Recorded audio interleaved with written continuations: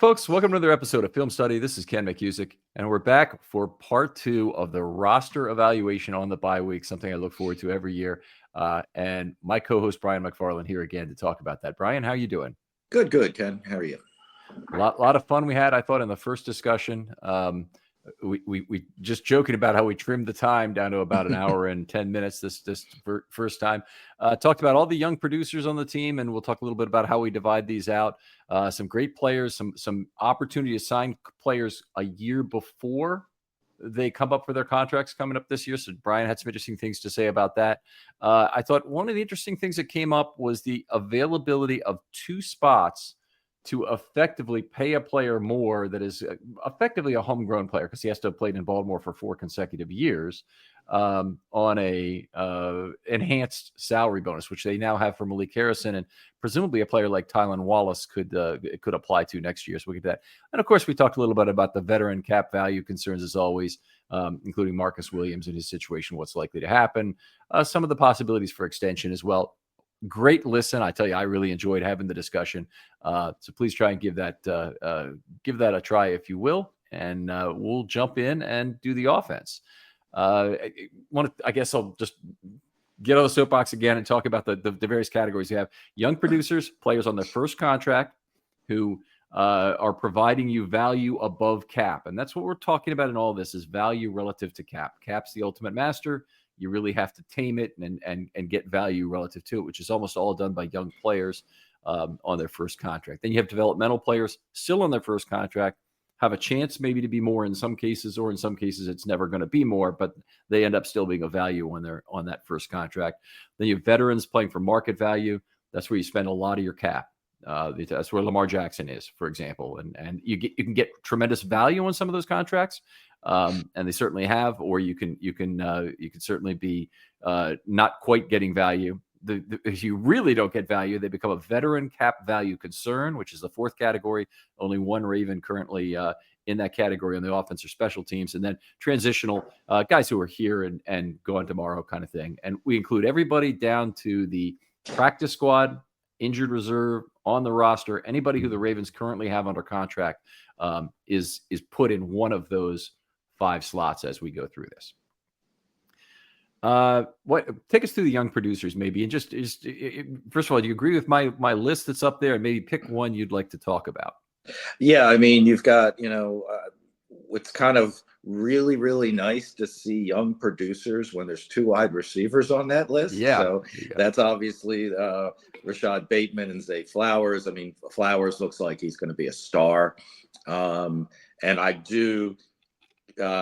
Not to besmirch Hollywood Brown, but a lot of people are like, why are we drafting another small wide receiver?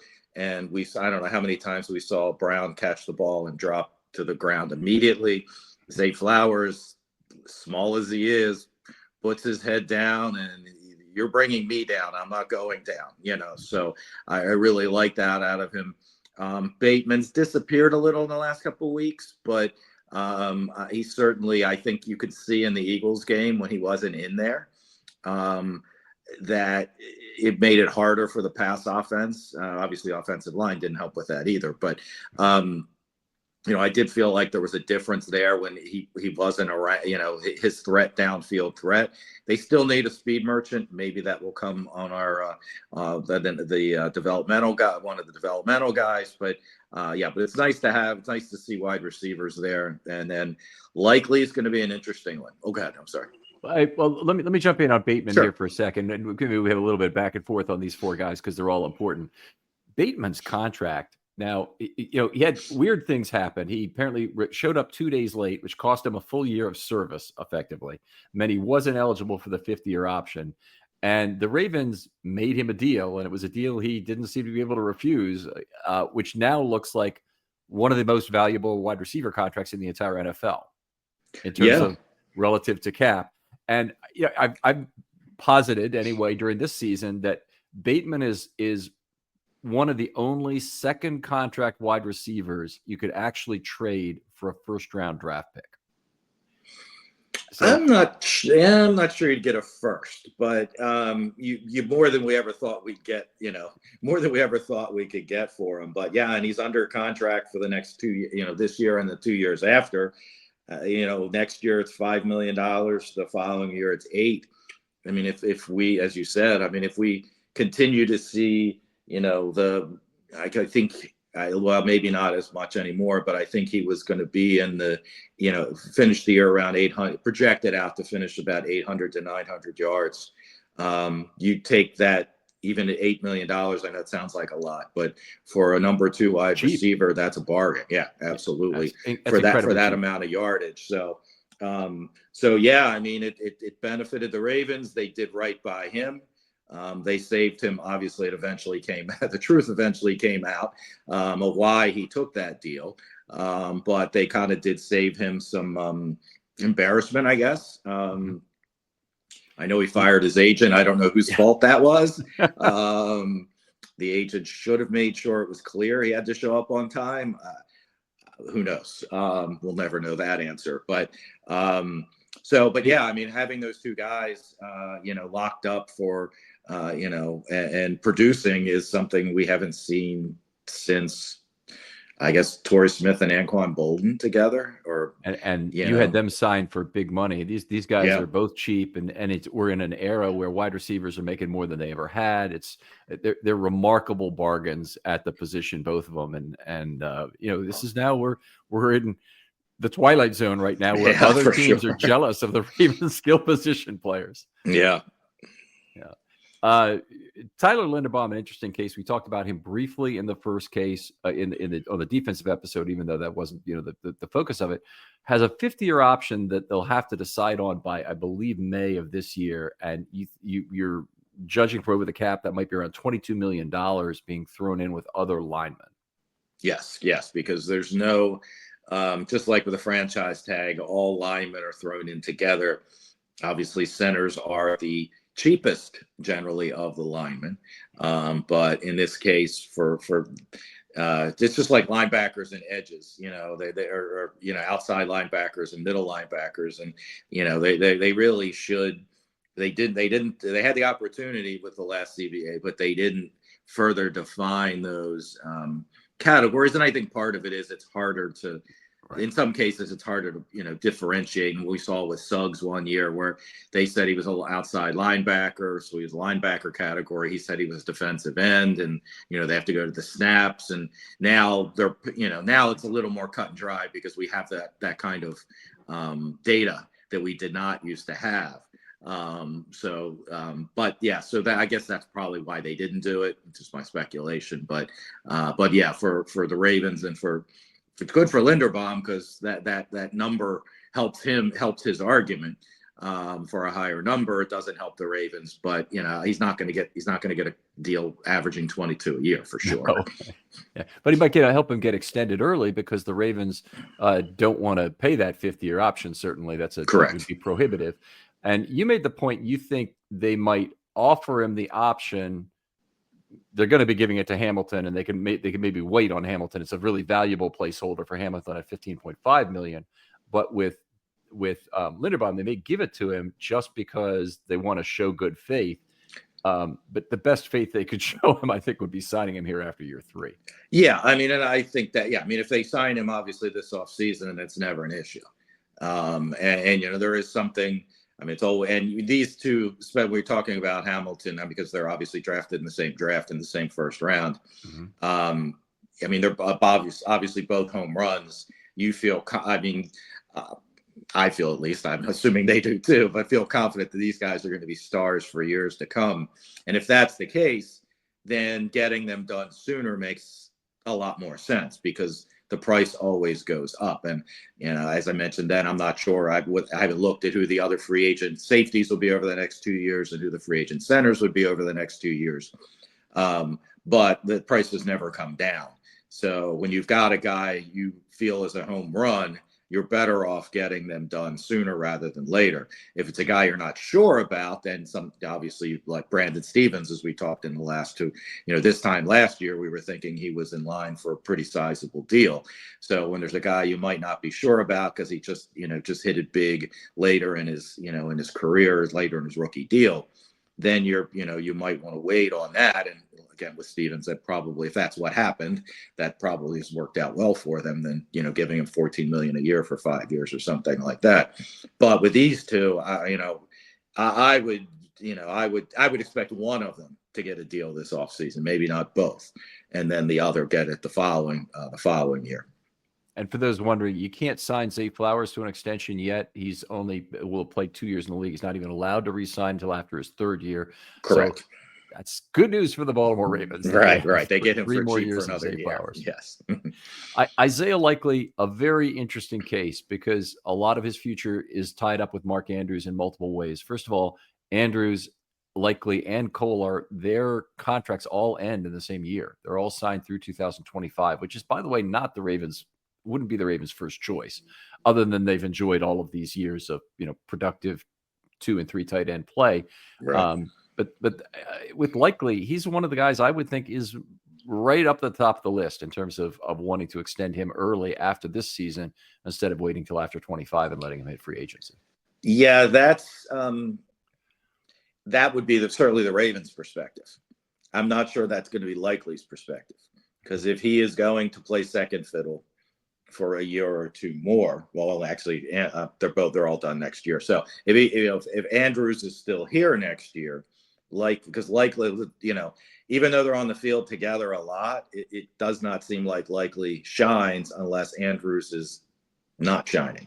And obviously, beginning of the year, we Likely had that huge game against Kansas City, but Andrews was still, coming back from injury, and then he had the car accident, so it seems like that I don't know for sure, but it seems like that car accident was a little more serious on him, to his body than we were expecting. One of the things that's been speculated about that game a lot too, and you can definitely see it, is that they were going over and under on Andrews all through that game to take him away. A lot of similar things, by the way, were done to Travis Kelce by the Ravens in that game. A lot of the summer was devoted to how can they deal with Kelce in week 1. That game was just very important without going into details about what that exactly means. With Likely, one of the advantages they have in this negotiation, it would seem, is that I think Andrews is a player who can give you a lot of cap space if you cut him.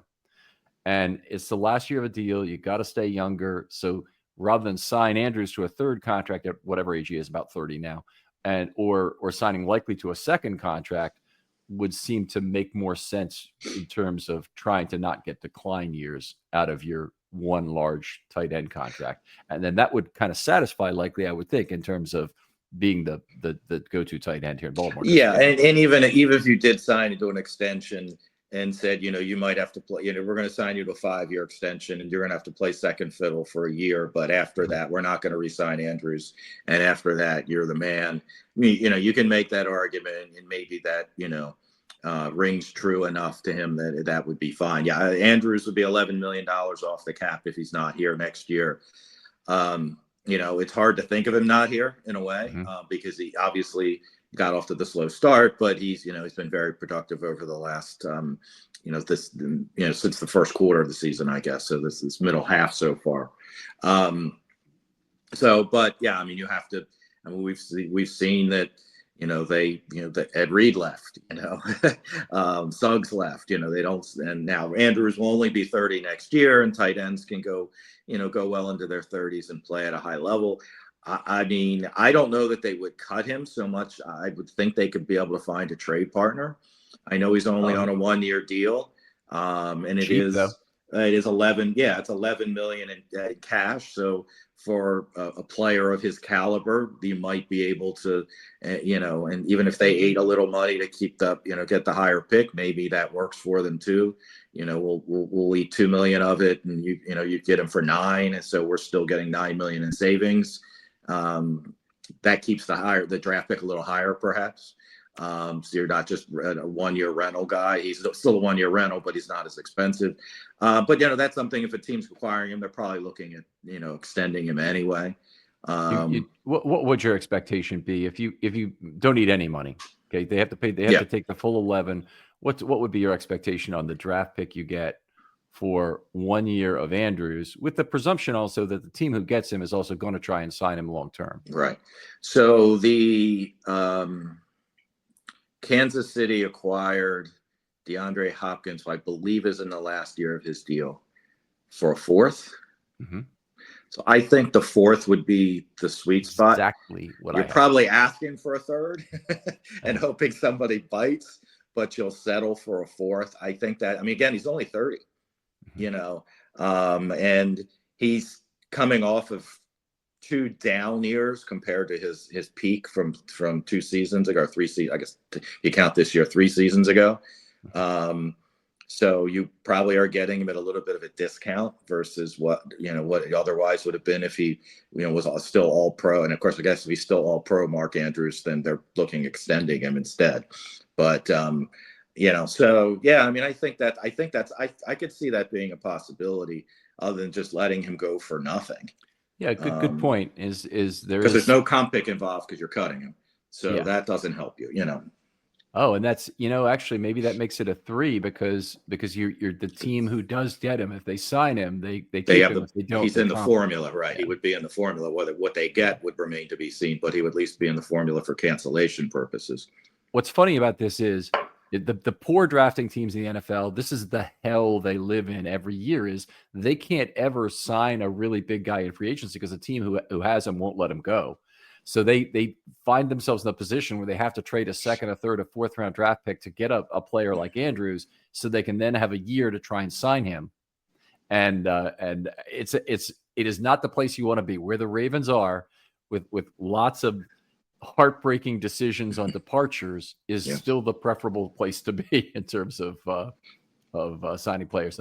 The Bears fans just complained endlessly about we could have never gotten a player like, I forget, was it Sweat that they ended up getting? Who was the pass rusher they ended up getting from Washington? Yeah. It's just, if they don't really have that option, and they can't draft, they don't trust their front office. They're like, well, the draft pick was worth nothing to us, and it's not a good place. As an aside, did you see that list of the first round picks under Washington's first round picks? For 5 years, none of them are on the team anymore. And because it came up when we were offline talking about Forbes and whether he would be, somebody they might be interested in on waivers, and obviously, trying to remember who grabbed him. The Rams, they took the whole Rams contract. high, yeah. So obviously, and it was $5 million, which I guess is not the end of the world if he didn't work out, but they were pretty high in the priority. So they're getting a start on their off season a little early, I guess we'll say. I don't know if you saw any video of him practicing for the Rams. He's wearing a short jersey and no long sleeve shirt over it, which a lot of thinner players do wear. The guy is a stick figure. I know he was small. Yeah. He's like 6'1", 6'2", 166. And he looks like that might be an exaggeration. I mean, he just, you could push him over if you're like me. And we thought Wiggins was kind of slight. He's carrying a lot more weight effectively. All right, let's go to the developmental guys. And one guy I had to drop into the developmental category from the young producer category from this year was Keaton Mitchell. So it was Brandon Stevens on the defense, declined, Keaton Mitchell on the offense. But the whole group, I'll read them out quickly. Then you talk about the first player you want to talk about. Rasheen Ali, Corey Bullock, who's on the practice squad of tackle from Maryland, Ben Cleveland, Darian Dalcourt, Daniel Fa'alele, Kadir Ishmael, Charlie Kolar, Keaton Mitchell, Roger Rosengarten, Nick Samak, Andrew Voorhees, Dayton Wade, Tez Walker, and Tylan Wallace. Got a lot of differentiation in terms of just how close they are to making it to the next level. Yeah, I mean, Mitchell's kind of the one name because, and I you obviously feel bad for the kid getting hurt, but people had such high expectations for him coming back, and came back earlier than, I think we were all talking about more like December than November. But I mean, my initial thoughts were, do we remember Gus Edwards coming back? Do we remember J.K. Dobbins coming back, and they didn't come back, hitting the field like they never left. So, and people are like, oh, how we're going to integrate him? Well, I don't think we need to. And thankfully the offense has been, humming, and obviously last couple of games have been a little less so. But he's probably a guy that, by next year, I feel very strongly he's going to be up on that list. Up to the and again, they're going to have to figure out with 3 different backs how to integrate all of that. But so I think he's an easy one to jump up. Hopefully Rosengarten makes that next step this offseason, gets a little stronger, things like that we always hear about.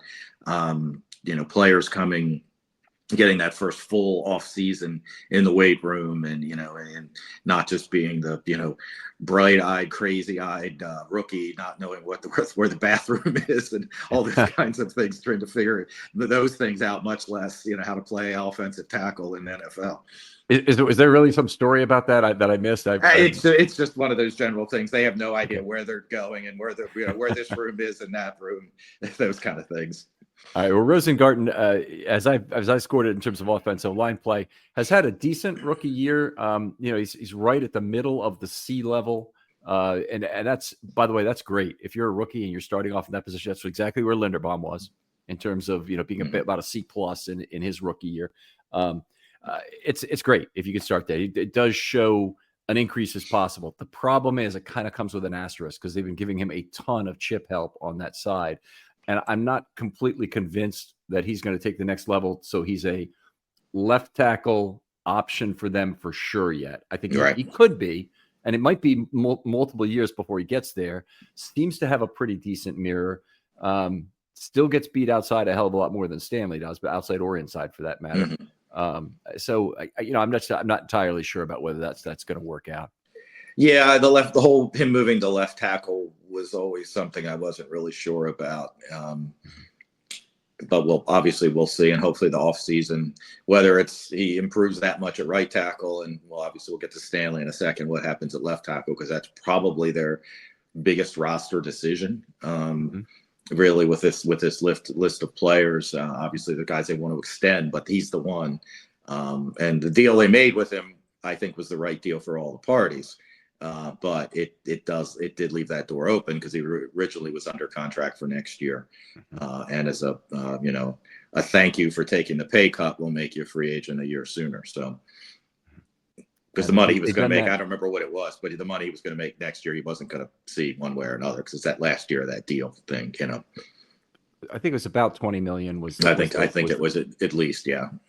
So I may be low on that too, but if it was in the case, 2 cases, and Pierce was the other, where they shortened his deal in order to and then they re-signed him, of course, because he had a great year. Right. And, it's unfortunate. They may be in the same situation with Stanley, but they needed an extension anyway, and one that would make sense for both sides and re-allow them to have some of that money be paid for by an increasing cap in future years. Sure, absolutely. I guess we got to talk about a player like Ben Cleveland on this list. He's in the developmental category. It does not appear that he's going to get a chance to develop. He certainly could have been a young producer this year. I don't know what the story there is. Obviously, we'll probably never know. But whatever they're seeing out of him in practice is not what they want to see. Right. And he was a guy that I think a lot of us thought he might even start his rookie year, and then he's definitely going to start the second year, and he's going to start the third year, and here we are, year 4, and so he would be a guy, if he was playing well enough, he could be one of those 4-year qualifying guys, but obviously that's not going to happen. So he's going to be. What do you mean by a 4-year qualifying guy? That's where you pay him higher. And pay him higher. Yeah, that's it's a 4-year qualifying offer. Now that my brain is working again on that, but so that's the actual term for it. But obviously he's another guy. I'm sure he can't wait to get out of here, and try somewhere else in greener grass, so to speak, for him at least. Let's talk about he would not be eligible for that. No, he would be. He would be a guy that if he was playing some, and he wasn't in line for a big contract elsewhere, but I think there's too much water over the dam or under the bridge, whichever you want to use for it. That, like I said, I'm sure he wants to leave. It's one of those things where you're a lesser guy and you might have an opportunity and you want to be comfortable here, and you're comfortable here and you think next year is going to be the year you're going to get a chance to start. But obviously that's not happening here. Okay, I'm not sure of the exact circumstances, but there is something. It does not seem like Harbaugh's either in love with. I think in his case, it's not a case of he's doing something to actually shoot himself in the foot. I think his love for football may not be at the same level as other people, and he may not be as quick to take to things for whatever reason. Like, you need to be here on time. You need to make sure your A and B and C is good. One of these guys who just constantly has to be with the guidance counselor, not because he's a smart guy who's a bad guy, but because he's a guy who needs real step-by-step guidance on how to get through things. So, yeah.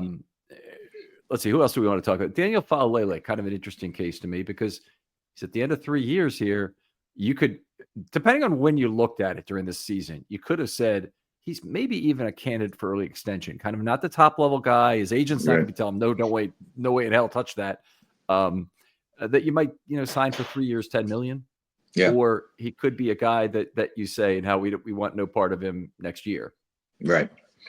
Yeah. I mean, he's the declining value now, and obviously it depends on what they're going to look at this off season. I mean, I think one of their biggest mistakes last off season was not bringing back Zeitler.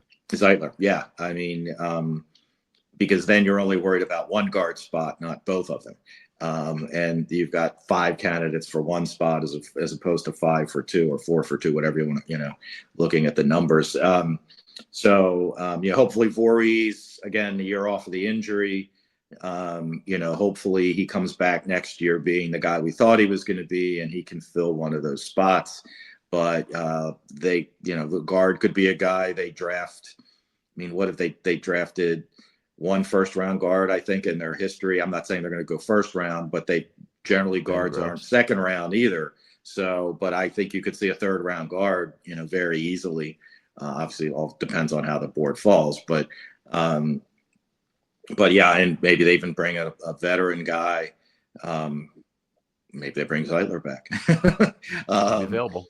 Yeah. So, if Zeitler wins the Super Bowl in Detroit, my guess is he might just hang him up, but so go out on top. But yeah, I think that was the big mistake. So of this list, I mean, Cleveland's gone, I think, and Voorhees hopefully becomes a starter next year, and then goes up into the young producer column.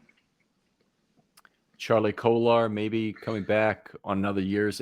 One thing, they've really missed him against the Eagles. They missed having another blocker so that they could put Ricard in the backfield. Mm-hmm. But the other thing is he hasn't got that many receiving targets, even though he's done pretty well on a per target basis. Mm-hmm. But if he's moves up on the totem pole because of an Andrews cut or trade, right, then it might give the Ravens the option to give him a chance to increase his value in year 4. Yeah, absolutely. And that could be one of those guys that,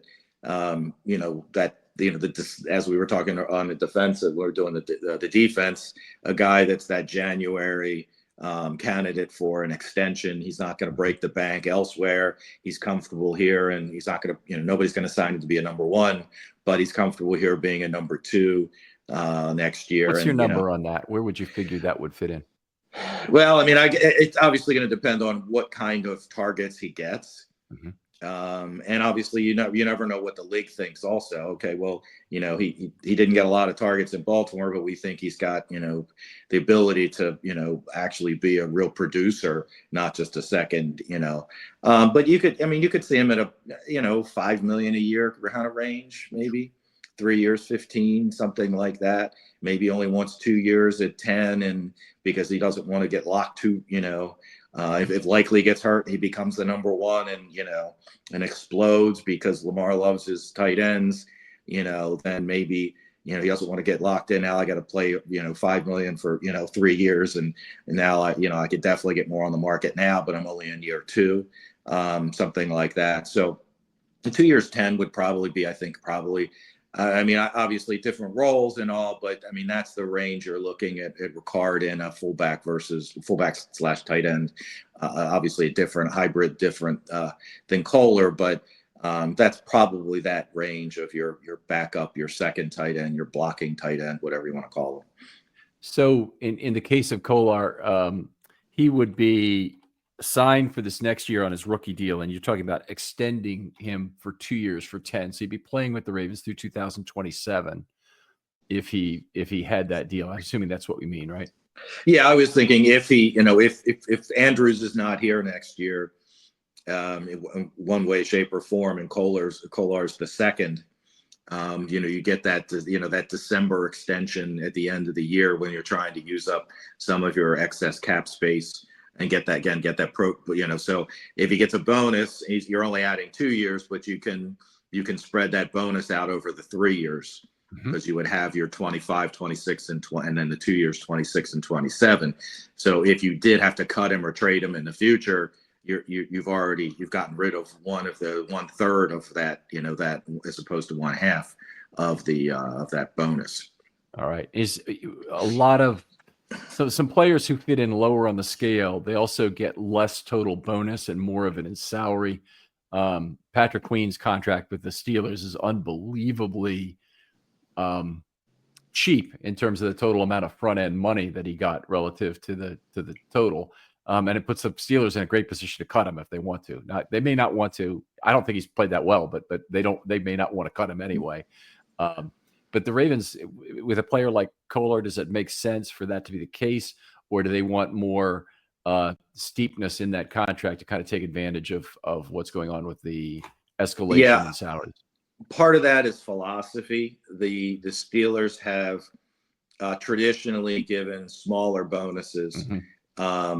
They've traditionally not, and obviously it's changed with some of their bigger names, but they traditionally were not giving guarantees of second-year salary or third-year salary like a lot of teams did.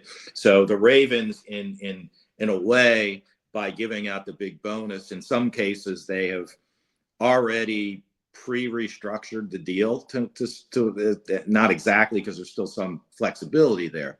Whereas the Steelers, you always hear people, for years, kind of not as bad as the Saints, but you would hear people talk about the Steelers. Well, they're up against the cap, blah, blah, blah. But a lot of that was salary that could easily be turned into bonus. So they would just restructure a bunch of guys. And in the end, it amounted to the same thing. It just was a different way of doing it. But that's why also they don't go outside and go for big free agents, because big free agents want the big signing bonus because it makes it harder for you to cut me down the road. That's and a part of the Ravens philosophy probably, Ozzie Newsome was always, I want to be fair to the players. He told Ed Reed not to take a 7-year deal because I'm not restructuring it. I'm not redoing it. If you take the 7, I'll give you a 4-year deal. Take it. But if I give you 7, we're not talking about this again. So that was his philosophy. Players should take shorter term deals because that's what he would have done as a player. That was, his, obviously when he was playing, the players didn't have the power they have now, but the earning ability they have now maybe. But so that was different. So I think that's just been somewhat ingrained in the Ravens philosophy, and the Steelers philosophy is obviously somewhat the opposite. But in the end, it ultimately pretty much ends up in the same place. One of the great things about it is the Steelers and Ravens get to have a philosophy, because the Steelers, Ravens, and Packers have been by far and away the best drafting teams in the entire NFL. And you get to have a philosophy. You get to decide what your organizational thought is instead of having it foisted upon you by the rest of the league. Yeah, absolutely. If you get draft players.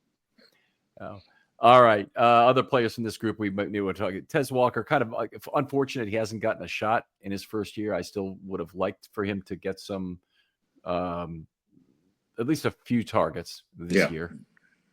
But, it proved to be very kind of fragile, kind of not the level of toughness I was kind of expecting from a bigger receiver.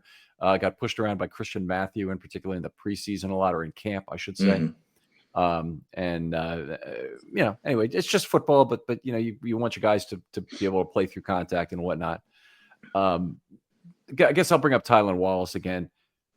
Good bet on him that he might be one of the 2 special vet contracts that gets paid extra money, but yeah, I mean, I think the Ravens would certainly like that. He has value as we've obviously seen him make some big plays, even in the passing game, where we hadn't always in the past.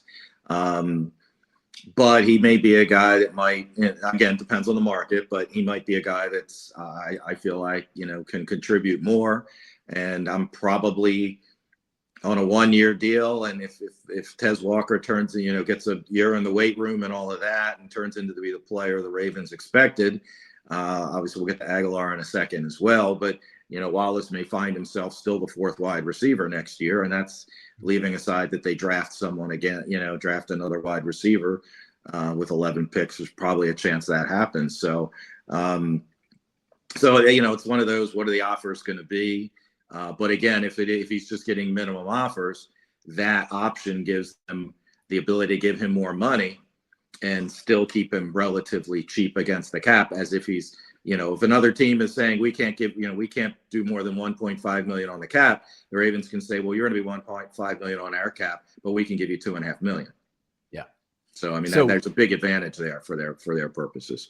Here's the thing from the player's perspective.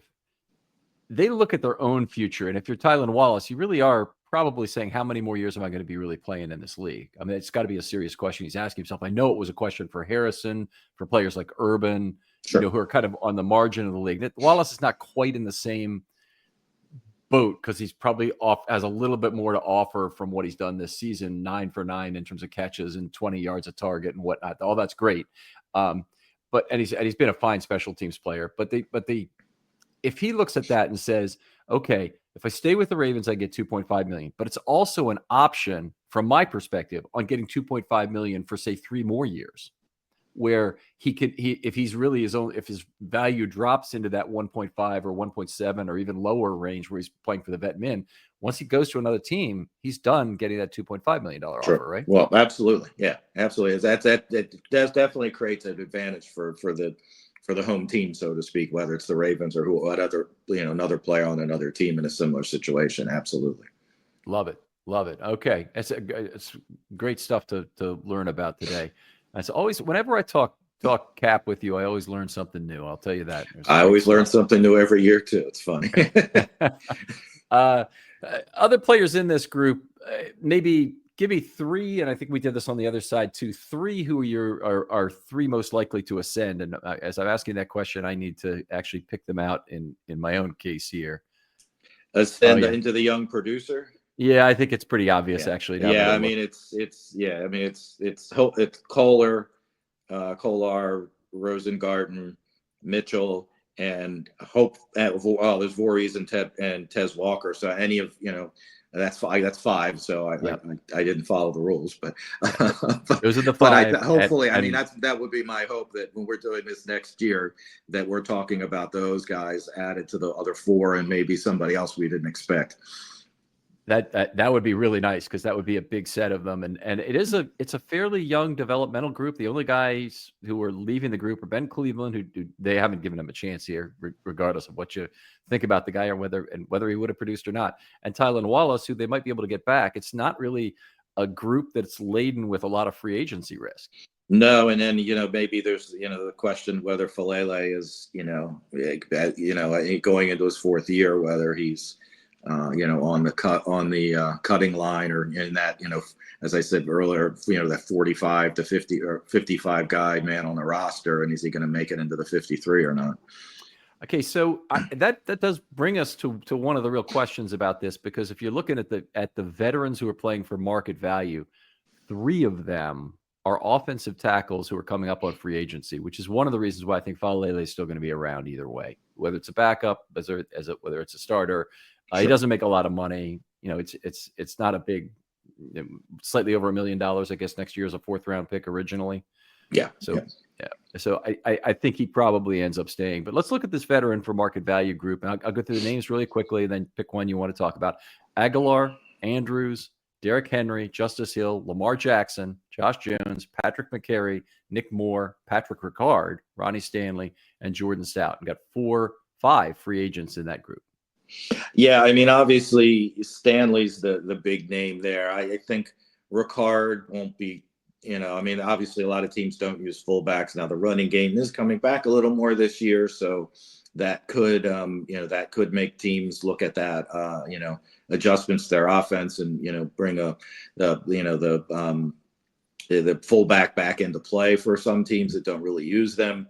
Pretty sure the Chargers have their own version, if I remember correctly. Yep. The defensive lineman. Yep. And he's going to be cheaper. So, because that would be the one team I would worry about, because that's the brain, obviously with Roman, and then the Harbaugh as well. Those are guys that would value that kind of guy. And I mean, let's face it, Roman kind of invented him, I guess we'll say, to an extent too. So, I mean, I think he won't be too hard to re-sign, but Stanley is the big one, because if they don't, then they either have to go get one, a different free agent, or they have to use their first round pick on a tackle. And obviously, with rookies, you just never know. So even as well as they draft it, we know there are plenty of times it hasn't worked out. It's just the nature of the draft. The absolute highest that the Ravens could realistically draft this year, if they make the playoffs anyway, is 19th. Right. It wouldn't even be that good. It'll be in the 20s. And, there's too much pressure on the left tackle position, in particularly this last year. We saw a market that got scarfed up immediately of high quality left tackles. And it started to go south with the selection of Joe Alt by a team that by many accounts didn't need a left tackle. Mm-hmm. So. Anyway, a tough thing. I'm kind of expecting a Ronnie Stanley signing, and I'm kind of wondering what you think about what's the right price tag for it and the right number of years. Yeah, I mean, he seems like, despite them, basically forcing him to take a pay cut, he does seem like a guy who likes it here and wants to stay here. Their option was to release him, which if he hadn't taken the pay cut, I'm pretty sure they would have. So. From his perspective, I guess, there's something to be said for he wanted to be here, or he just would have, taken a pay cut and, hit the road. He's only 30. So he'll be 31. He'll be 31 next year. So that's not old for a left tackle. It's starting to get there. I guess a lot of left tackles start moving to right tackle at that point, maybe, but, I mean, it's coming off of a deal with, I'm kind of running this through my brain right now, of, $20 million a year, although he obviously only made 7.5 this past year. So if he completes the season healthy, I mean, that's still if he gets hurt, all bets are off, but if he completes the season healthy and plays as well as he has, 12 to 14 a year for 3 years. Love to hear it.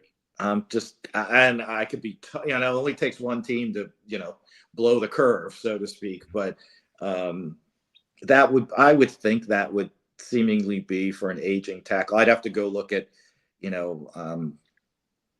somebody, I don't know if there was anybody this past year was, similarly situated.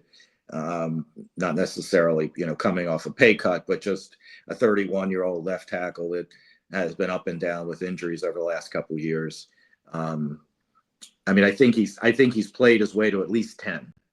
Right. Again, injury, barring an injury. So anywhere that 10 to 14, and I think he's worth it, and now the question you could have is, he did seem to be extra motivated this year. Now, do they, they know better than we do, but is there a concern about motivation there? There have been those rumors that he wasn't a guy that loved football. And he certainly came in one of the best shape of his life over the last 4 years, probably. Yeah. There's something going on that I really kind of observed this summer, because Ronnie Stanley was at the podium on 2 separate occasions, or at least he was supposed to be, but he has a very extensive post-practice, regeneration process he goes through, cold tub, hot tub, that kind of thing. I think it's primarily cold after a summer practice.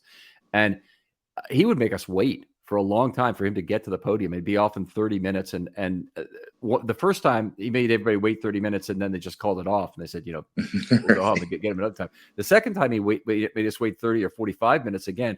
And there were 4 of us left to ask questions when he finally got there. 2 of them worked for the Ravens. Right. They have to be there. Yeah. So it was me and Jonas Schaefer were the 2 guys who hung around that were regular media supposedly. Right. And I enjoyed having extra questions I could ask of Ronnie during this time, but it was definitely a weird kind of a podium situation. But I think that it really pointed to how much he's really having to take care of himself to get along, and we haven't really had any moment of, oh boy, he's out on the field and what's wrong here this year. Right. He's been basically healthy. I'd love to have him back for 3 years, $40 million if that could be done. I mean, it to me. Spark something uncommon this holiday season with just the right gift from Uncommon Goods. If you haven't finished your holiday shopping yet, don't panic.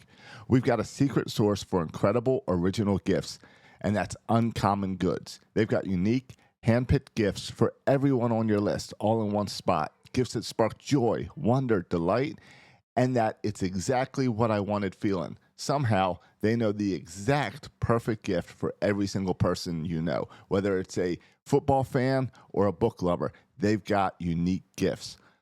Myself, I got some drinking glasses that have the blueprint of Camden Yards on it, as well as some nice ceramic ice cream bowls that are the shape of the Baltimore Orioles helmet, just like the plastic ones you get from the stadium, but I keep them in my cabinet, specifically for ice cream after those Oriole wins.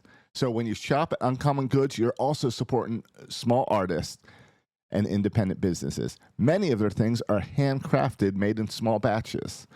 So go ahead and shop now before they sell out this holiday season. To get your 15% off your next gift, go to uncommongoods.com/ravens. That's uncommongoods.com/ravens for 15% off. Don't miss out on this limited time offer. Uncommon Goods, because we're all out of the ordinary. That would be a darn good deal. Yeah, no, I think so. And if you get 2 years out of that 3-year deal, then you're golden. Mm-hmm. The cap, whatever. I mean, who knows what the bonus will be, but whatever the dead money is at that point isn't going to be, it's not going to kill you if you get 2 really good years out of him and you got to move on from him or he's going to retire or whatever it might be. Right. I got one more question about Ronnie's contract structure. So he has an $8 million void hit this next year. So how does that impact with any kind of signing of him they would do? It doesn't because that was the last year of his prior deal. So they converted that they took away the actual contract year and just replaced it with a void year. So that was going to be there no matter what. Now, if they cut him this year and took it all this year, there wouldn't be anything left there. But that's not one of those situations where if there were 4 more void years and it all accelerates into that year, by extending him, they could continue the proration of each of those. But because it's that one final void year, essentially, or one void year, there's no way they can avoid that. So it's going to be, but it's a sunk cost. As we talked about dead money. It's a sunk cost, so it doesn't really come into play. I mean, it's going to look like his first year. The numbers under his column in that first year, if he does get an extension, are going to look ugly. But it is what it is. It's not going to, they're not going to say, well, we can't give you 40 million. We can only give you 30 because of that 8 million or 32 because of that 8 million. It doesn't come into play at all. No leverage on that. No, it doesn't help anybody. Yeah. Now, because that was the thing with Zeitler, we all expected he was going to be re-signed, and they took, what was it? They took $4 million, I think, into this year in dead money on that from his 4 void years. But if he had signed for 4 more years, then that would have, and if he played all of them, so it would have been $1 million each year, which would have made it easier. So that sometimes does come into play because it gave him more. It doesn't seem like they really went very far, but it did give him more leverage because by re-signing me, I'm helping you out.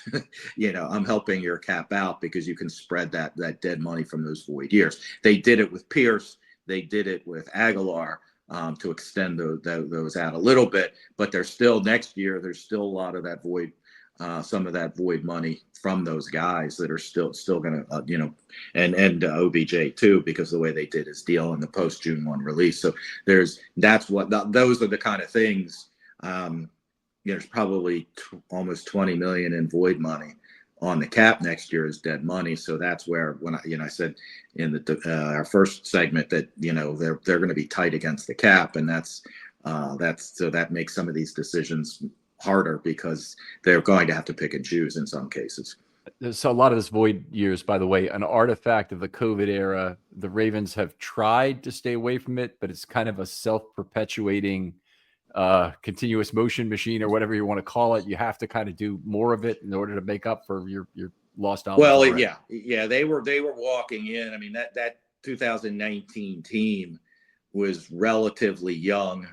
A lot of guys, they'd gotten Stanley done, they had gotten Humphrey done, so they had their probably their two best players on both sides of the ball at that point, leaving aside Lamar, already taken care of. But they had a pretty clean cap. But when the cap goes back down, and obviously every team had to deal with this, but when the cap goes down 40 million, when you're expecting to go up 10 or 15, that's a huge difference.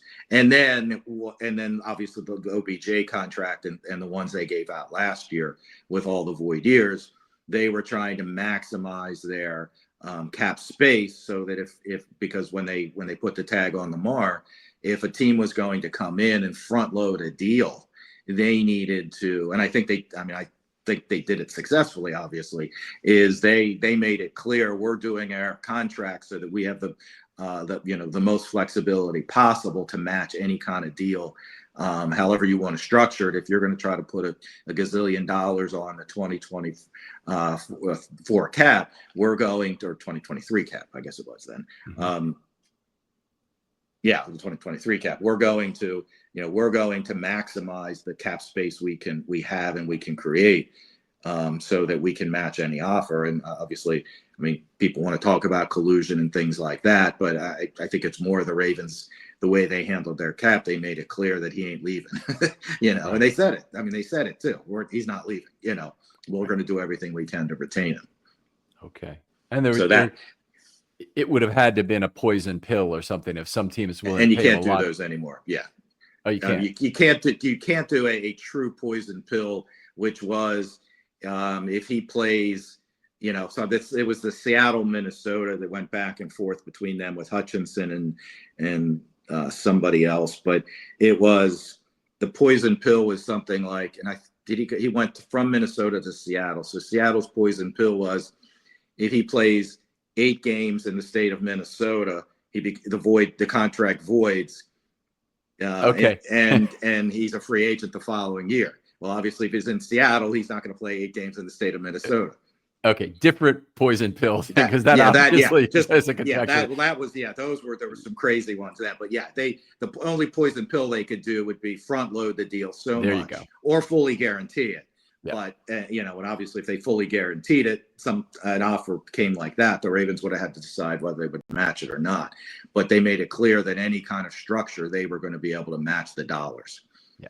Okay. So front loading would be the way. Give a guy $75 million in the first year, and then force that to be prorated, I guess, over 5 years with an immediate check paid for that value. Would be it would be putting not $75 million, but it would be giving him a $50 million cap number in the first year. Yeah. And the Ravens created, because they didn't restructure anybody at that point, and they did all these void years, so they made it clear that we've got the flexibility, and he was already on a $32 million cap number for the tag, so they would only in that case need 18 more million in cap space to match a 50 million or 28 if it was a $60 million cap number. Right.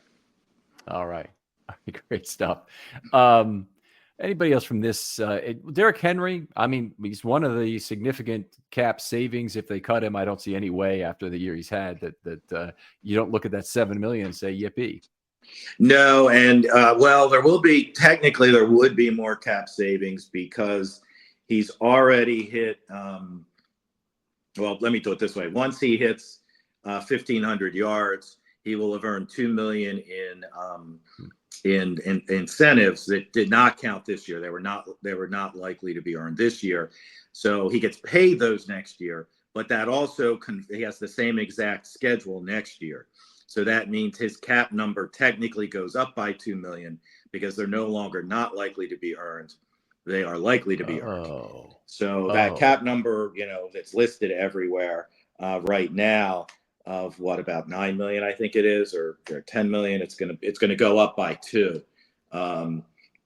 So there would be, so it's almost 11 million. So it's going to be 13 million. I still don't think anything changes there other than maybe they tack on another year if they, he comes out of this year healthy and, and they feel comfortable that he's going to, I know it's older running backs. I get that, but that I think that would be more likely than being cut.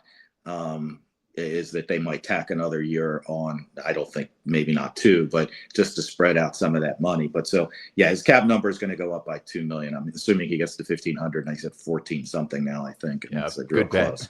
Yeah. In the offensive tackle situation, because McCary and Jones are also unrestricted free agents after this season. I believe that's true of Jones. I don't think I blew that. He is. He was on a 1-year deal. Yeah. So Jones, there's nothing obvious that he would earn a big contract, but he also does not make the vet min. If I recall, he's more like he did get a little bit. And they signed him. I think it was actually Stanley did his deal pretty early in the offseason. So I mean, I think he was going to be the backup left tackle. So they didn't run into this problem of having to move guys from the right, and they wanted or put McCary there. So I think his number's about $3 million. Mm-hmm. I think you could get him back for right in that same split. If they feel comfortable enough with him, they've had him a year in the building now. If they feel like he's legitimate enough. I mean, you're not going to have a star backup left tackle, obviously, but they do need to start looking at, even, if they do extend Stanley for 2 or 3-year deal, they still need over the next 2 years to draft a tackle pretty high. So whether they need a replacement at left tackle or a replacement at right tackle, they've got a high quality, young, cheap player. But Jones for another year probably wouldn't be, I could see that happening. He could make a lot of sense of that. He's looked pretty good, actually, from what I've seen. It's been very, very limited, obviously, in terms of his time on the field. But the other choice is Patrick McCary. And I think he's actually going to be a fairly expensive player this offseason. A lot of people scoff at this because he's had a lot of penalties this year. And he just had a bad game where he didn't have any penalties, but he played terribly.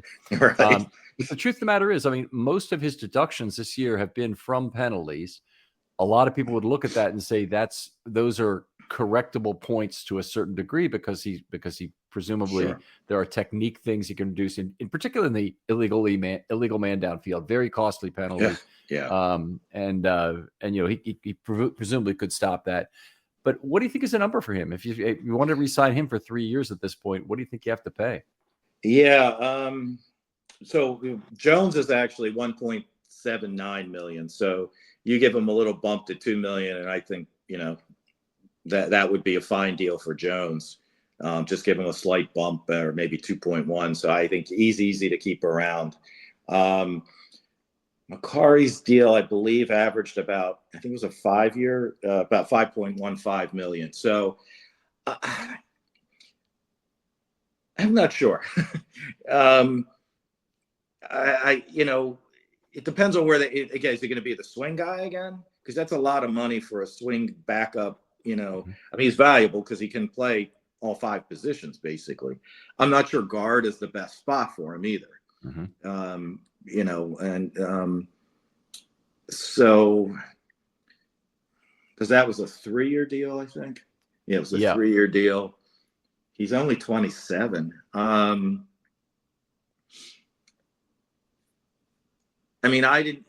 He could get 7, 8, 9 a year. Yeah.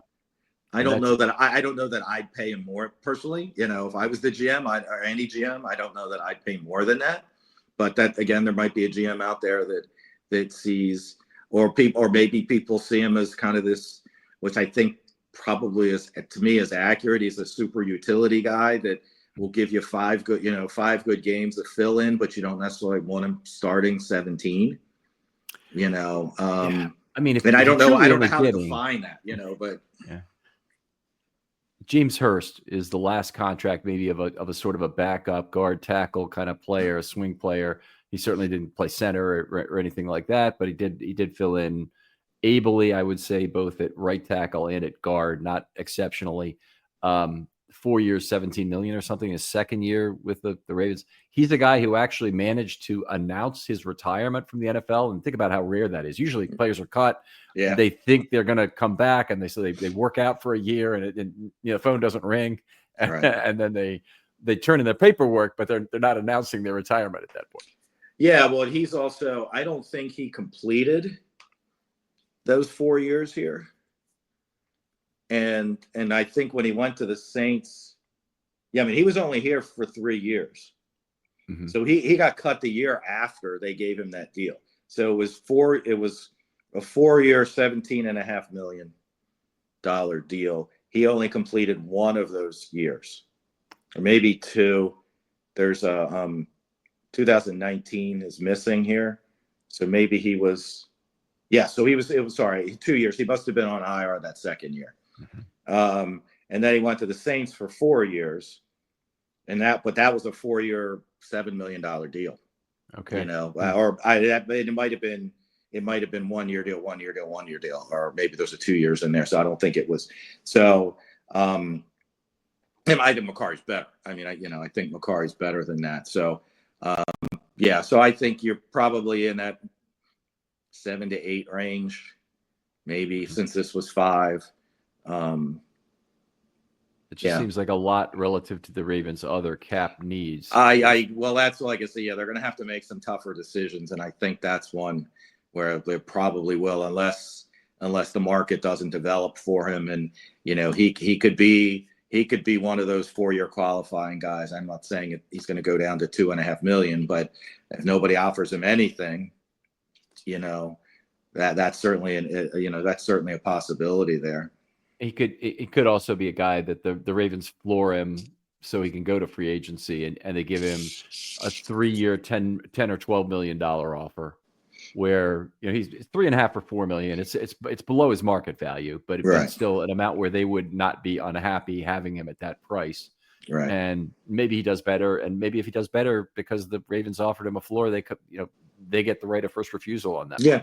And it could be one of those where it's a 4-year deal, but there's a big bonus in there. So the cash in the first 2 years, even though it's only $4 million a year, but the cash, it's cash heavy in those first 2 years with the big signing bonus. So while he might be getting more per year, quote unquote, on a deal somewhere else, the upfront cash is better here, with the understanding that if that by year 3 he's probably not going to be here, but it still works out better for him cash wise. Right. All right. I think we've talked through those guys to a good degree. I did include the special teams play. For more detail, go to the article. I don't detail out the veterans playing for market value because I think the situation is most obvious with them. So I didn't talk about Justice Hill, who's played well, or Lamar Jackson, who's out-earned his contract by an incredible amount in his first 2 years. But let's get on to the veteran cap value concern. There's only one on the offense or special teams, and that's Justin Tucker. Yeah. I'm shocked at some of the people that are, we need to cut him tomorrow or yesterday, or,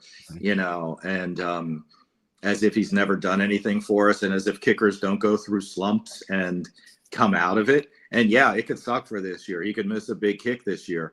But kickers kick into their 40s. He's not lacking power. It's his directional. He's slicing, hooking, overcompensating after one goes wide right, and then he overcompensates and it goes left. So it's accuracy more than anything. So I think I think I'd bring in a guy on the practice squad just to have a guy in case. It gets really, really bad. At least you got somebody in the building for a couple of weeks. But I would still be shocked if they move on from him this year. And then in this off season, it gives them the whole off season to figure it out. Obviously, and I'm assuming he's kicking fine in practice. I don't know the answer to that, but because I think there would have been somebody in here sooner if he was looking just as bad in practices. And obviously, practice is practice, and it's not a game. He did have a 68-yard field goal. The officials actually called it improperly, but it went over the bar this summer. That was a kind of a big event. And now there's a whole bunch of kickers either trying or making kicks from the mid 60s now that are just that record. I don't think Tucker's record's not going to last very long. The 66. No, that's what I was going to say, and that's especially the kid in Dallas. Yeah. Now he's having some accuracy issues himself. He can kick it a country mile, but he's also having a down year from his past year. But if it gets to the spring and the summer next year and it's looking bad, by then they can use it. I mean, it's over $5 million in dead money. He actually costs more to cut than keep next year, and is a sunk cost, but he's an I don't see until they are truly forced to. And if it does come in training camp next year, it's after June 1 at that point, so they can spread that dead money out. And obviously cap shouldn't be the main concern. And you need a reliable kicker, but I'm not sure who they're getting off the street right now that's necessarily, none of them have the pedigree. And we've seen plenty of kickers come in and miss kicks, and I mean we've been incredibly lucky. I mean, I think we've had really just 4 kickers in the history, and Hauschka was only here for 2 months, but he ended up having a 10-year career and a couple Pro Bowls. A really good kicker. All the other young guys who come through the Ravens system, that included Will Lutz, who had a long career, and I think he's still kicking actually. Yeah, he's somewhere, and Graham Gano came through here, and the guy who was with the Bears and 49ers. I don't know if he's retired, but he's not on a team right now. His name is escaping. He was here when Stover was here. I mean, he's up there in age.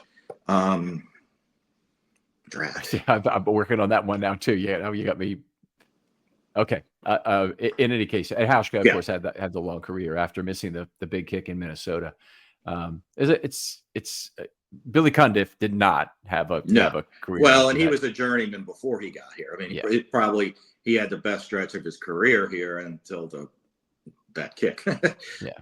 And that is the kind of guy you might get in the playoffs. And I don't see a reason to do it even for the playoffs here. I wouldn't do it. But for next year, I think you start with Tucker on the roster and you see how it plays out, because you've got a lot invested.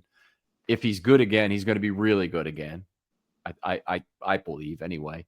And I also got to figure out what else is wrong with the process. Is it something about the way Stout is holding the ball? They're kind of saying it's all Tucker.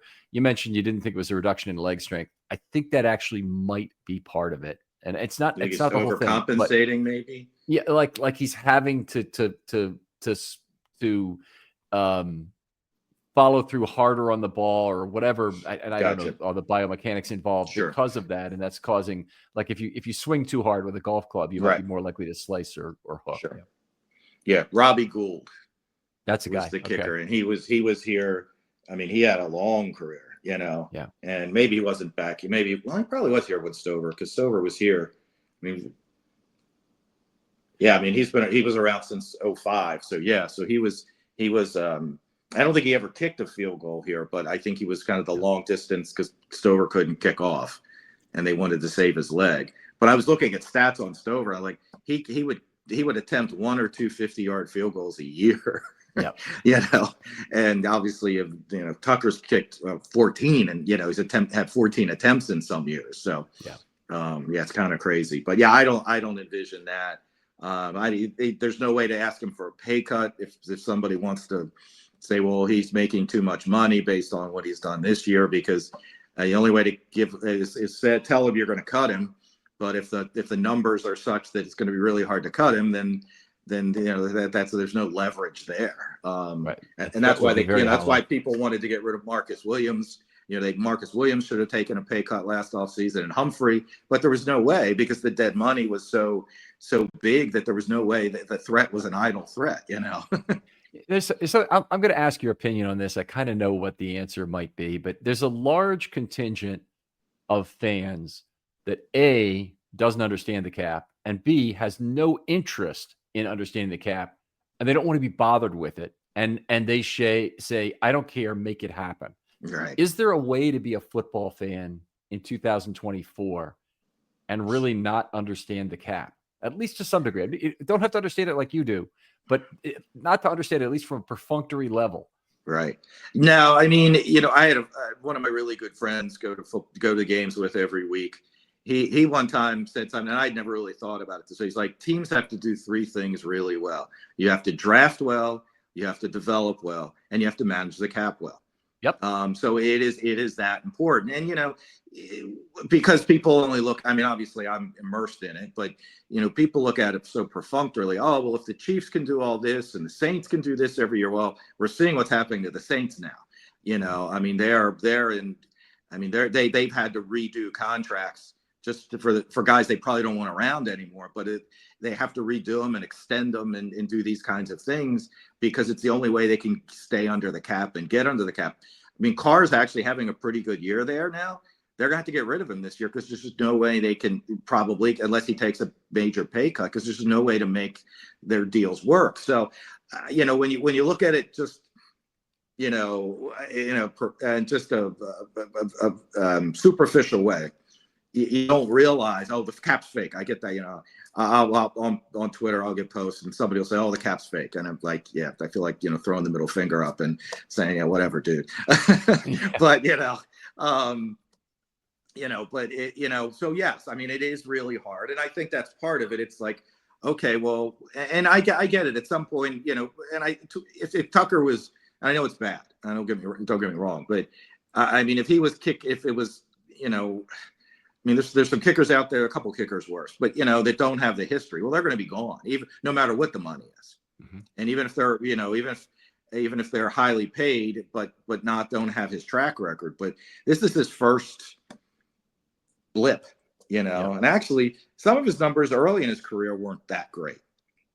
I mean, it was only till like his third or fourth year that he really, I mean, he was dependable, but he really started kicking the 50-yarders and really becoming more accurate, and honing his craft, I guess, so to speak. So, but he can kick into his 40s. Maybe he's not going to have the distance anymore, but if he figures out the accuracy thing, he's going to be good for another 5 years, at least.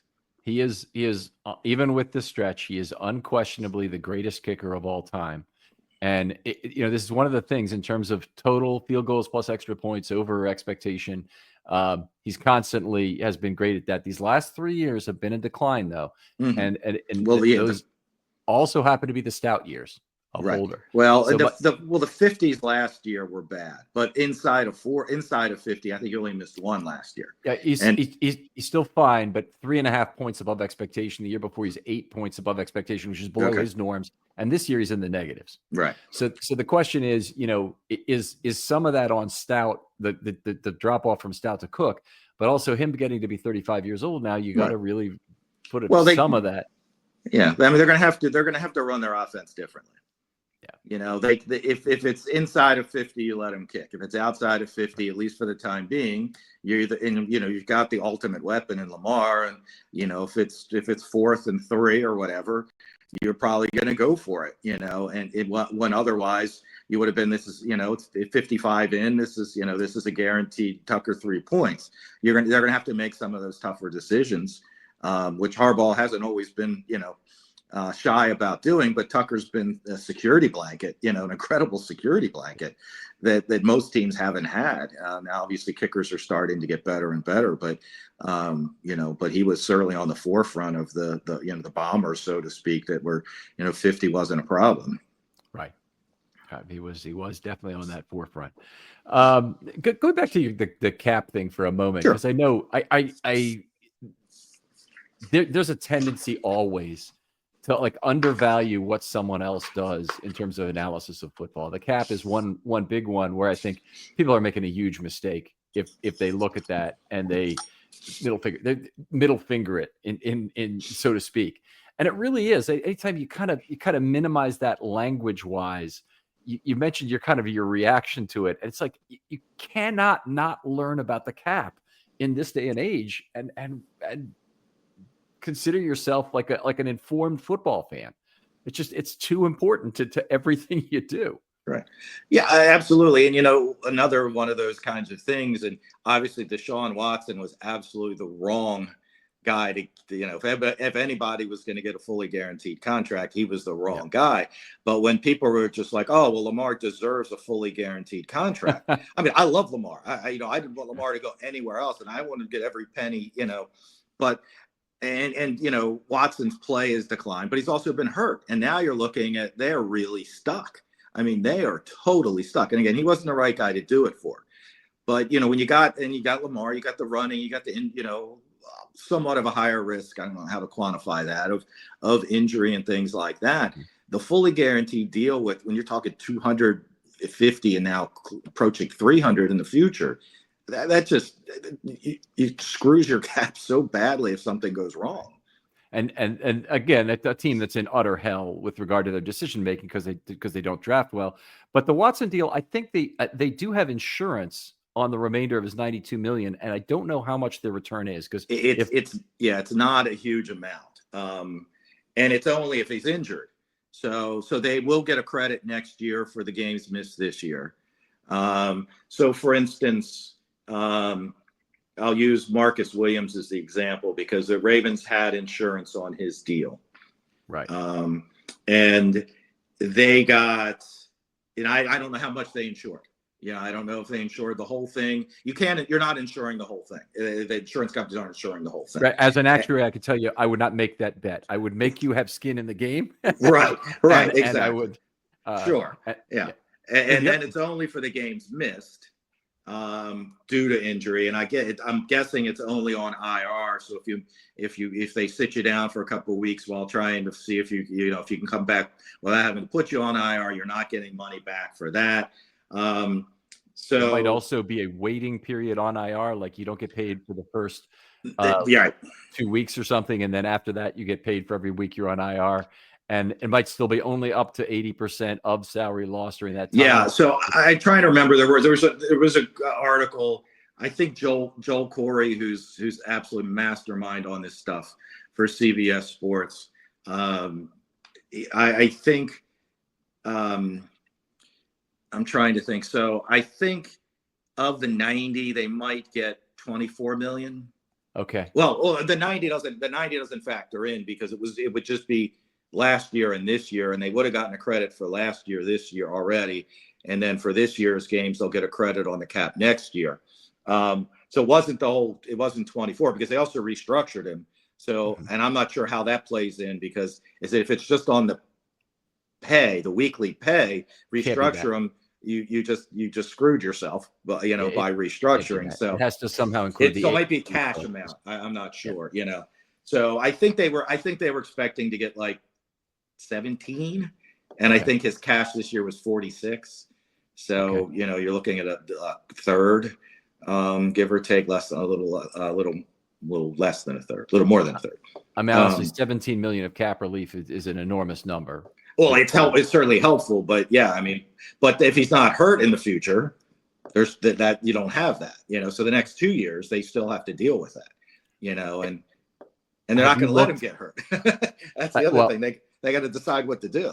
Yeah, two things about that. One is, have you looked at the Browns contracts? Because the 2025 contracts, with the exception, I think, of Jack Conklin, almost every veteran they've got is making a vet min contract and has had all their 2025 money already pushed out. It's an incredible, horrific cap situation. Well, they're planning on the inevitable, I guess, and they're using it. And again, to an extent, that's a cap philosophy too. Because everybody's expecting the cap to continue to go up and up, substantially, that you keep, you restructure so the players getting the same money, and you're pushing it out so that you always have flexibility every year after that. But at some point, as we saw with the Saints, even with the cap going up and up, they're paying the piper now. They've let a lot of good players go, and they traded Lattimore. They didn't want to trade a 28-year-old cornerback. I know he's had injury history, but that's when he's healthy, he's one of the best corners in the league, and they got him. They gave him away for peanuts. So yeah, you got to be able to handle the cap. You got to know you can't just. It's not fantasy football. It's not Madden or whatever. Whatever games there are out there. And I know some of those have salary cap. Some of them now actually have some salary cap settings, I guess. Good. But if they don't, or you don't play that mode, I guess I don't know. I don't play those games, but if they don't, then you got to realize that teams are going to have to make tough decisions at times, and I think we're going to see some of that this offseason because it just with that dead money from those void years, this year's going to be a little tough. I have a similar reaction, by the way, when anybody says, I don't care what the model says. Look, Right. I don't care what your opinion of the model is. Right, and if you look at football right now, in the last 20 years, one of the biggest things that's been happening is that analytics, modeling, quants, whatever you want to call them, have really taken over the game in terms of directing strategy, in-game strategy. And it's, you could say I don't care about it. It was the wrong decision to go for it on 4th and 1 from the 16-yard line. Right. You happen to be wrong. Right. Right. All right. And they generally only complain if it fails, and it's still and just because it fails doesn't mean it was the wrong call. That's right. Maybe the play call was the wrong play call, but going for it was the numbers say that's what you should do. Yeah. I used to have problems with and I've learned over the years too that why if you miss an extra point early in the game and then you go for 2 in the second quarter to get back and I was like, why then you could, if you don't get it, then you're chasing that point later too. But then as I've learned more about the numbers, I'm like, okay, it makes sense because then what you have to get at the end of the game. It's like if you're down 2 touchdowns or whatever it would be, 15 points, you go for 2 the first time, not the second time. Because if you fail the second time, the game's over. If you fail the first time, then you know what you need to do from that point on. Well, the big one that really has been a recent trend is you're down 2 touchdowns, you score to go down 8. Very important to go for 2 at that point, to try and be down 6 instead of 7. Completely counterintuitive for football fans. Been proven mathematically. You need to have a 38% chance to make that, to make it a plus deal. And it's in fact the first thing when I see a chart of what's the the negative score and the break even percentage on the chart is what they have it coded by. If that specific situation does not have 38% late in the game, the chart is wrong. The chart is suspect for reasons, but it's one of these things. In the Harbaugh, the recent Harbaugh 3, John really outcoached Jim by a wide margin. One of the big mistakes Jim made was not going for 2 when the team cut it to 8 points. Yeah. All right, we'll go through the transitional players here real quickly. Salah, of course, is one of them. Malik Cunningham, Deontay Hardy, Deontay Johnson, who we probably want to take a minute to talk about. Josh Johnson, Keith Kirkwood, Devin Leary, Anthony Miller. Had forgotten he was still on the team. Zaire Mitchell-Payton, Scotty Washington, and Owen Wright. Yeah, I mean, a couple of those guys you'll get re-signed, the first to 1 year deals in January, February, whenever the season ends. But obviously none of them are long-term guys, or would you even expect them to be future contributors? I mean, Wright might be the only one just because they've had success, with running backs off the practice squad and undrafted free agents. I mean, Gus Edwards was the second or third in line when he came up. There was an undrafted free agent ahead of him who got hurt, and then I think the Dolphins claimed one who looked much better in preseason than Gus Edwards did. Mostert or somebody, was that? Well, Mostert was around, but I don't think it was. It might have been. I'm not sure. It was an undrafted free agent that same year. But anyway, so yeah. And then Edwards, obviously, when the offense changed and Lamar came in, Edwards, hit the ground running, so to speak. So, so he would probably be the only one. And I don't know what to say about Deontay Johnson. Obviously, I guess they got him for nothing. So that the trades, I still fine with the trade, but clearly they maybe didn't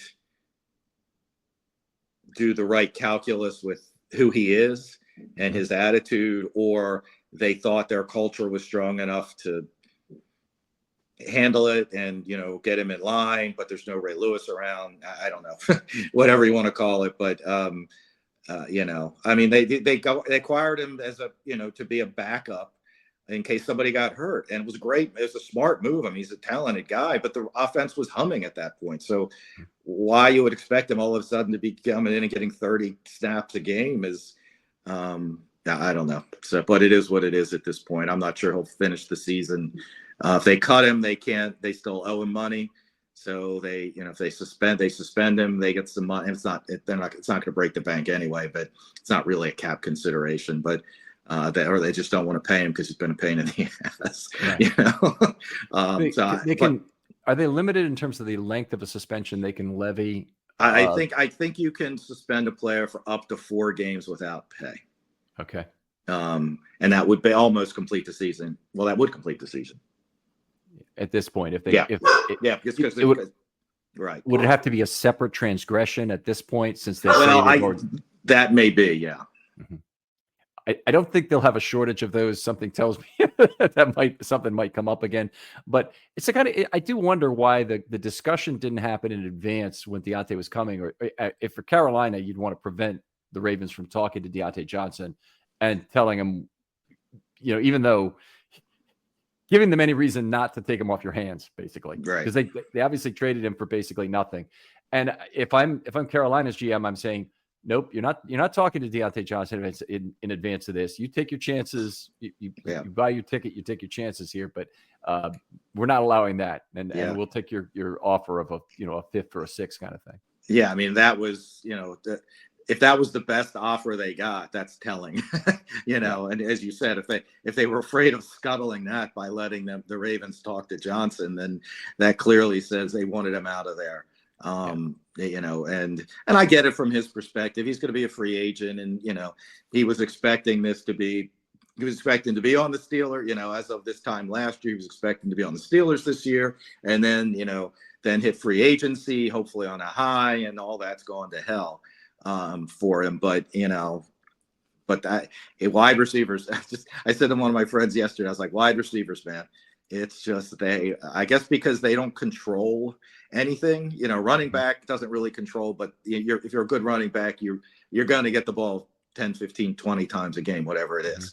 But if you're a wide receiver, you depend on everybody else, and you depend on snaps and things like that. And obviously it didn't work out, but people there's a lot of things, if you want to complain about Harbaugh, I'm okay with, but this is, what are you going to do? Had to suspend him. He didn't go in the game. And again, and honestly, it's not the head coach who's deciding who's going into the game on offense at any given point. In the previous games, it's Monken who's making. Yeah, I mean, if you're suspending him or you're telling him, no, you're not, you refused. All right, you're not going to the game again. That's different. That's a head coach decision. But player usage is the coordinator. And because it's based on the play calls, and it's the personnel packages and all of that. But so.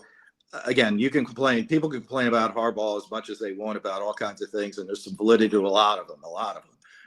But this certainly, in my opinion, is in both cases is not his usage and then suspending him. I mean, that's what they had to do. Yeah, completely agree. I chance of him playing another meaningful snap for the Baltimore Ravens. 10. Okay. 10%, and that's only if somebody gets hurt.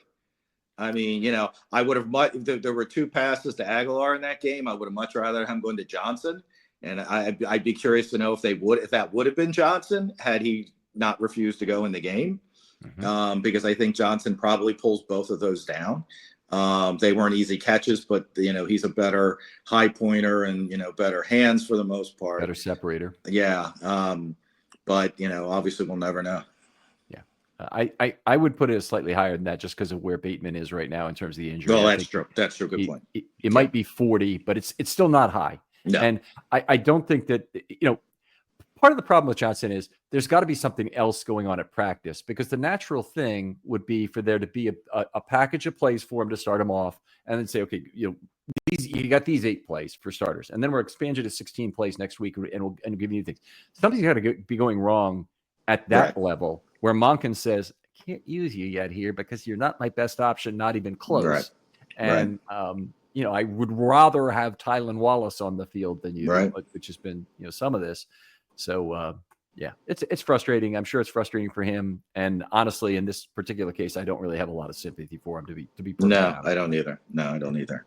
I mean, you went from a 2 in whatever team that Carolina was at that moment to, certainly a playoff team, and hope, that aspires to more.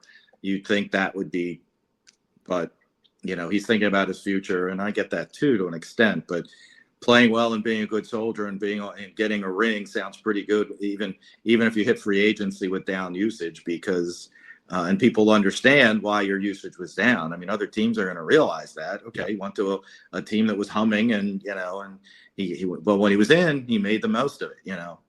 But obviously that's out the window. Yeah, he didn't make the most of it when he was in either. No, falling down. I mean, that was weird too. The falling down thing was, I don't ever remember him falling down as a Steeler. Certainly not against us. Maybe he did. I just didn't realize it, but just kind of weird. All right. Well, obviously a bummer of a situation. The Ravens hoped it would work out differently. But I'm happy that we had this conversation. Always am. It's a great opportunity to talk football with you for now almost 3 hours here, talking about the defense of the offense, but worth every moment as far as I'm concerned. Can you tell folks again where they can find your work online and how they can communicate with you directly? Sure. So Twitter, at Raven Salary Cap. I'm actually on Blue Sky now. I'm just kind of testing that place out a little, because I know a lot of people are over there. So I'm putting stuff in there as well. And then obviously articles right now, unless there's a contract extension between now and the end of the season, probably no articles until the season is over. So hopefully nobody sees any articles till the middle of February. All right. Other folks out there, thanks for listening for all this time. I hope you listen to both shows, because these are some of the I think the best content we do each year. Please hit us up with a 5-star 50-word review if you don't mind taking the time. And as always, pass along the show by word of mouth. I'm going to try and get on Blue Sky as well, Brian, and just see how that works out, just to have a different place to post stuff. Yeah, I mean, if there are people there, more people you can get to, right? There you go. Always looking to expand a little bit. Absolutely. Thanks again for coming on, Brian. Absolutely. Thanks for having me, Ken. And we'll talk to you next time on Film Study.